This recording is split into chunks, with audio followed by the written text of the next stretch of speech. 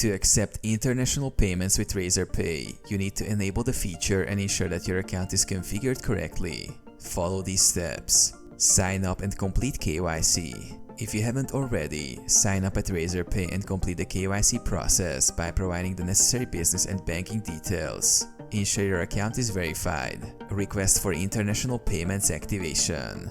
Log into your Razorpay dashboard. Go to Settings, Payment Settings. Look for the International Payments option and click on Request Access. Razorpay may ask for additional documentation such as business agreements, website details, or information regarding the type of international transactions you will handle. Enable international payment methods. Once your request is approved, go to Settings, Payment Methods. Enable international payment options such as credit or debit cards and international wallets like PayPal. Update currency settings. Razorpay supports multiple currencies. Ensure that your website or platform allows customers to choose their currency during checkout. Use Razorpay's multi-currency feature to automatically convert amounts based on the buyer's location.